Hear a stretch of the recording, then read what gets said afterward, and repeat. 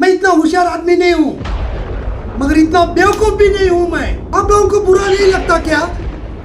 एक तड़ी पार गुंडा देश का गृह मंत्री है, नहीं बुरा लगता आप लोगों को? हमारा महाराष्ट्र हमें सेपरेट करके चाहिए। फिर आप बताइए देशवासियों, ऐसे डूबते हुए जहाज में कौन बैठना चाहेगा? महाराष्ट्र की शांति भंग करने वाले ये लोग, अगर महाराष्ट्रीयन लोग आपको गुंडे लगते हैं तो हमें नहीं रहना भारत देश में, हमें रहना है हमारे देश में, महाराष्ट्र देश में। नमस्कार, मैं दिलीप वाघ। आज वो गीत याद आ रहा है महाराष्ट्र का, जय जय महाराष्ट्र माझा, गरजा महाराष्ट्र माझा, जय जय महाराष्ट्र माझा, गरजा महाराष्ट्र माझा। ये बहुत सुंदर गीत है। बचपन में हम लोग बहुत गाया करते थे ये गीत। मैं आप लोगों को कहना चाहता हूँ, कंगना रनौत ने जो किया वो पूरा देश ने देखा, और मुंबई म्युनिसिपल कॉरपोरेशन ने जो किया वो भी पूरा देश ने देखा, मगर उसकी निंदा महाराष्ट्र के लोग छोड़ के पूरा देश कर रहा है। बुरा लग रहा है कंगना का जो घर, जो ऑफिस अनऑथराइज अतिक्रमण में बांधा हुआ था, उसको म्युनिसिपल कॉरपोरेशन ने तोड़ दिया। उसको बुरा लग रहा है, आप लोगों को, पूरा देश को बुरा लग रहा है महाराष्ट्रियन आदमी को छोड़ के। और उसने जो किया, वो जो बक बक बक बक बक बक कर रही है, उसको किसी को बुरा नहीं लग रहा है। मैंने बहुत सारे न्यूज चैनलों पे देखा कि बहुत सारे लोग बोल रहे हैं कि महाराष्ट्रियन लोग गुंडे लोग हैं। तो मैं आप लोगों से कहना चाहता हूं, अगर महाराष्ट्रियन लोग गुंडे हैं तो आप लोग महाराष्ट्रियन लोगों के साथ रहते क्यों हैं? एक तो आप अपना रास्ता बदलिए, नहीं तो हमें अपना रास्ता बदलने दीजिए। ऐसा लगता है आज ये अखंड भारत में हमें अलग होना ही पड़ेगा। अब नहीं रहना है हम लोगों को भारत देश में, महाराष्ट्र हमारा देश करना पड़ेगा। और आज से हम लोग उसके लिए काम चालू करते हैं। अगर महाराष्ट्रीयन लोग आपको गुंडे लगते हैं तो हमें नहीं रहना भारत देश में, हमें रहना है हमारे देश में, महाराष्ट्र देश में। हमारा स्वतंत्र देश चाहिए। जिस तरह पाकिस्तान है, जिस तरह बांग्लादेश है, नेपाल है, भूटान है, श्रीलंका है, उसी तरह हमें हमारा महाराष्ट्र सेपरेट चाहिए। पूरा देश जानता है कि माननीय आदरणीय नरेंद्र मोदी साहब ने देश को खोखला कर दिया है, जीडीपी माइनस में चली गई है, देश को बेच दिया है, देश के ऊपर करोड़ों का कर्जा हो गया है। फिर आप बताइए देशवासियों, ऐसे डूबते हुए जहाज में कौन बैठना चाहेगा? कौन बैठना चाहेगा ऐसे डूबते हुए जहाज में? इसलिए अभी वक्त आ गया है, हम लोगों को अलग होना पड़ेगा। हमें नहीं रहना देश के साथ। हमारा महाराष्ट्र हमें सेपरेट करके चाहिए। या आप लोग हमें निकाल दो, या हम लोग अपने आप सेपरेट निकल जाते हैं। तो महाराष्ट्र से जो भी पैसा है वो केंद्र में नहीं जाएगा, वो यही पैसा यही रहना चाहिए। अगर बाहर का कोई भी आदमी आके गाली गलौज करने लगा तो फिर महाराष्ट्रियन लोगों ने क्या करना चाहिए? इसलिए मैं कहता हूँ अभी वक्त आ गया है कि स्वतंत्र महाराष्ट्र देश बनाने का, तभी जाके महाराष्ट्रियन लोगों की और महाराष्ट्र की प्रगति होगी।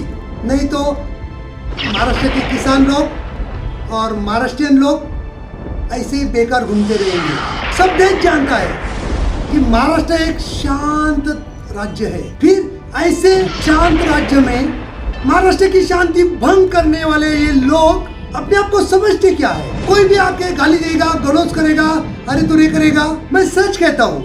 अगर महाराष्ट्रियन लोग आप लोगों को गुंडे लगते हैं तो आप लोग महाराष्ट्र में मत रहिए। आपको किसी ने जबरदस्ती नहीं की है। नरेंद्र मोदी साहब जैसे लोग प्राइम मिनिस्टर रहेंगे तो देश के टुकड़े होते रहेंगे। रियली आज मेरे दिल में आया है कि हम लोगों को अलग होना चाहिए। अलग होके ही प्रगति होगी महाराष्ट्र की। मैं इतना होशियार आदमी नहीं हूं, मगर इतना बेवकूफ भी नहीं हूं मैं। बहुत बहुत धन्यवाद मोदी साहब कि आपकी गंदी राजनीति ने हम लोगों के दिलो दिमाग में अलग होने का विचार करने के लिए मजबूर कर दिया है। महाराष्ट्र संतों की भूमि है। ये महाराष्ट्र शिवाजी महाराज का महाराष्ट्र है। ये महाराष्ट्र शाहू फुले अंबेडकर का महाराष्ट्र है। ये महाराष्ट्र बाला साहब ठाकरे जी का महाराष्ट्र है। ये महाराष्ट्र शरद पवार जी का महाराष्ट्र है।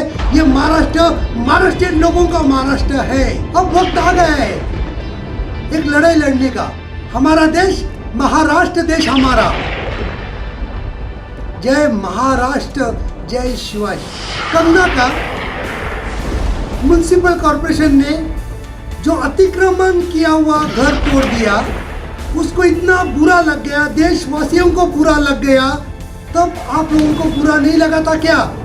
जब एक आदमी ने निर्णय ले लिया 3,500 करोड़ का पुतला खड़ा करने के लिए, आप लोगों को बुरा नहीं लगा था क्या कि रात में नोटबंदी करके सब लोगों को परेशानी में डाल दिया? आप लोगों को बुरा नहीं लगा था क्या रात में एक न्यायाधीश की बदली करवा दी? आप लोगों को तभी बुरा नहीं लगा था क्या कि हमारे देश के फौजी लोगों को एक RDX के भरा हुआ टेम्पो से उड़ाया जाता है? बुरा नहीं लगा था क्या कि महाराष्ट्र के राज्यपाल सुबह सुबह 5-6 बजे देवेंद्र फडणवीस को मुख्यमंत्री की शपथ देते हैं? तब नहीं बुरा लगा था क्या आप लोगों को? आप लोगों को बुरा नहीं लगता क्या? एक तड़ी पार गुंडा देश का गृह मंत्री है, नहीं बुरा लगता आप लोगों को? कंगना, हम अच्छी तरह आपकी चाल को समझ गए हैं। जिस तरह स्मृति ईरानी ने पेट्रोल के भाव बढ़ गए, डीजल के भाव बढ़ गए, गैस के भाव बढ़ गए, चिल्ला चिल्ला चिल्ला चिल्ला के वो राजनीति करके मिनिस्टर बन गई, उसी तरह तुम राजनीति कर रही है। आप महाराष्ट्र की शांति भंग कर रही है। 50 साल की उम्र में कर्मचारियों को कंपनी से निकाल दिया जाता है क्योंकि वो ठीक तरह से काम नहीं कर पाते। और ये कौन बता रहा है? भारत के पंतप्रधान जिनकी उम्र 75 है, वो आदमी बता रहा है कि 50 साल के उम्र के लोग काम नहीं कर पाते। गंदी राजनीति करने वाले ये लोग, धर्म की राजनीति करने वाले ये लोग, हमें ऐसे देश में नहीं रहना। हमें हमारा महाराष्ट्र अभी सेपरेट करके चाहिए। हम अलग होना चाहते हैं। हमें हमारा देश महाराष्ट्र देश बनाना ही होगा। सारे महाराष्ट्रियन भाइयों से विनती है कि अभी वक्त है, अभी नहीं तो कभी नहीं। हमारा देश महाराष्ट्र देश हमारा। अगर मेरी बातें आप लोगों को देशद्रोही लगती है तो मुझे देशद्रोह मंजूर है, क्योंकि हम लोग नहीं चाहते कि महाराष्ट्र में अशांति पैदा हो। और हमारे सब्र का इम्तिहान मत लो। अभी इतना सब कुछ होने के बाद भी वो लड़की हमारे मुख्यमंत्री साहब को कुछ भी बोल रही है, और देश के न्यूज चैनल के लोग और देश के प्राइम मिनिस्टर उनको सपोर्ट कर रहे हैं। उन लोगों को दिखाई नहीं दे रहा है शायद, इसलिए हम लोगों को अभी नहीं रहना देश में। हमें हमारा देश में रहना है, महाराष्ट्र देश में रहना है। हमें स्वतंत्र महाराष्ट्र की लड़ाई लड़नी होगी। जय महाराष्ट्र।